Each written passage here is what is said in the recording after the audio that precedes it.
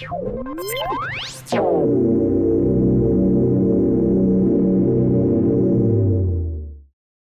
guys, I'm back again, and I have for you today a review of Super Sad True Love Story by Gary Shteyngart. This book takes place in the far future where people do not enjoy communicating face to face. They spend most of their time communicating on devices called apparats, which are similar to cell phones except very sophisticated. They spend lots of time worrying about their status and who liked them and how much credit they have and doing online shopping. America is completely kaput. There's no money left. All the money is in Asia. And the main character of this story is called Lenny Abramov. And Lenny Abramov works in a company where he spends most of his time, along with all the other people that work there, trying to find ways for people to live longer lives, but also to stay extremely young.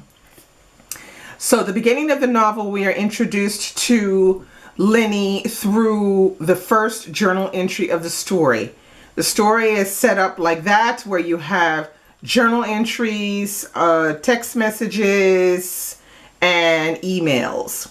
And in between, you have some face-to-face interaction, but a lot of the information, the good stuff, is in the correspondence through a type of screen of some kind.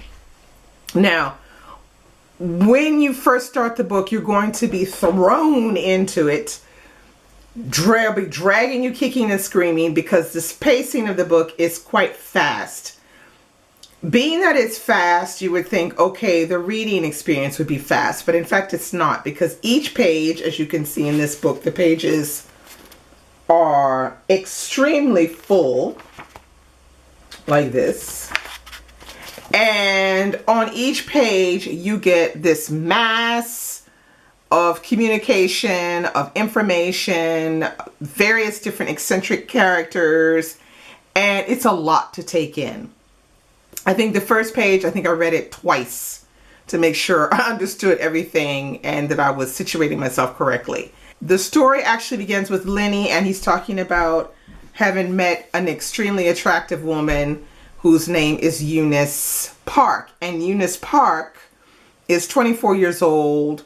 She has an excellent status, and she is Korean origin, and she spends most of her time doing online shopping and, you know, picking up guys and that kind of thing. She's supposed to be passing the LSAT so she can one day become a lawyer, but that seems to be the dream of her parents more than it is her own. So the difference between Eunice and Lenny is that if these two ever get together, Eunice will be an excellent accessory to Lenny, because Lenny is the extreme opposite. He's 39 and he's about to be put out to pasture as an old person. Now, I'm going to read a part here where it describes Lenny physically. It says, I met Eunice Park, and she will sustain me through forever.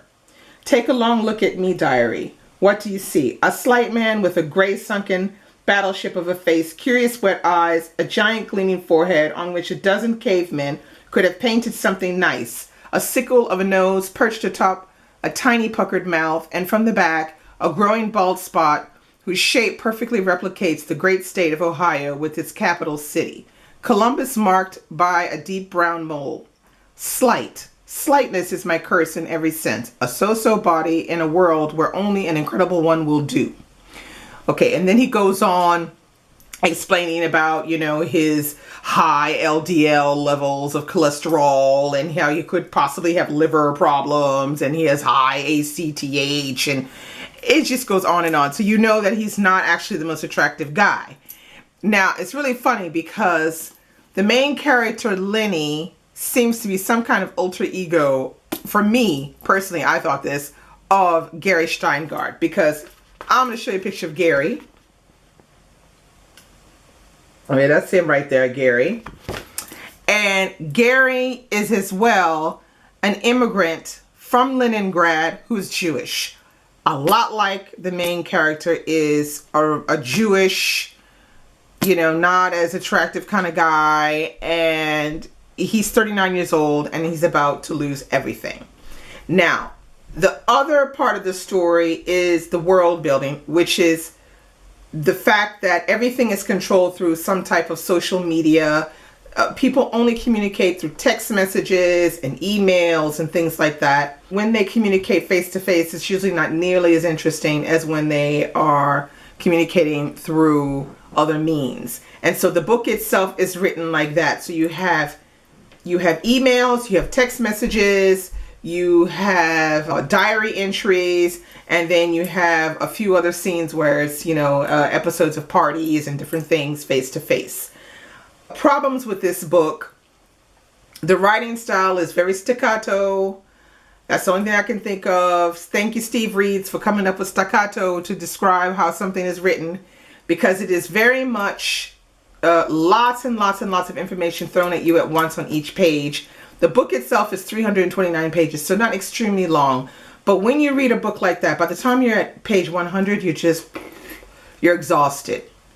Another problem with the book is that Steingart uses stereotypes of religions and races, and he uses this as a way to dispel this whole idea of stereotypes. Except the problem is they just wind up being reinforced because you're constantly reading about them. They made me cringe the whole time. It just made me cringe. I hated it. I hated that.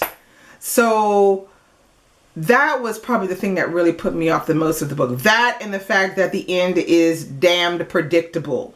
Okay? So don't go into this thinking it's going to be a great adventure and, this world building is fantastic, and then all of a sudden the ending is going to be something that is, surprising. Wrong. The ending is damn predictable. You can predict the ending almost from page 50 to page 100. You kind of know what's going to happen at the end.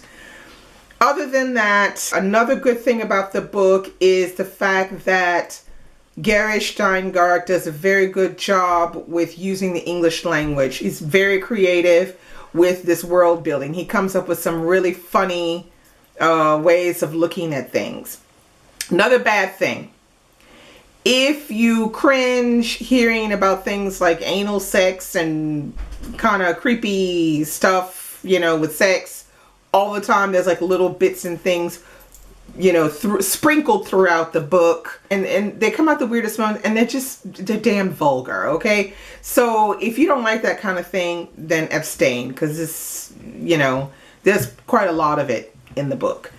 And let's see, what else can I think of that wasn't so good? Yeah, those were the main things.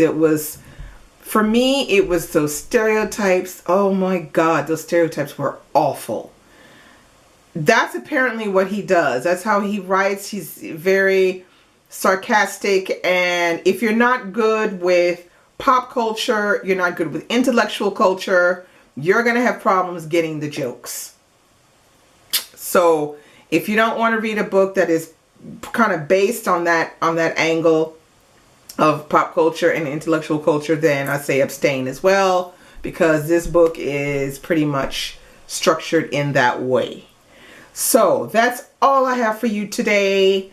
Comment below and tell me if you read this book or if you read any of his other books. I'm looking into reading, maybe at some point, reading his memoir, which is called Little Failure, I think it is.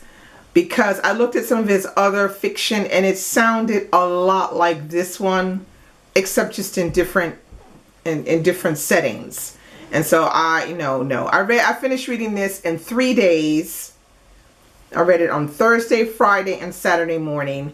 And when I finished, I was exhausted. I was so exhausted. I went off to my book club in a daze. We discussed it there. I came back and I didn't even pick up a book to read. I was just so, really tired. So if you have read any of his other stuff, or if you think that, you disagree and you really like his stuff, come on, let's just discuss it below. But let's try not to do any spoilers, because in case there's some people that might want to read it. Okay, that's all I have for you today. I will be back with either another review or something. Okay? Bye-bye.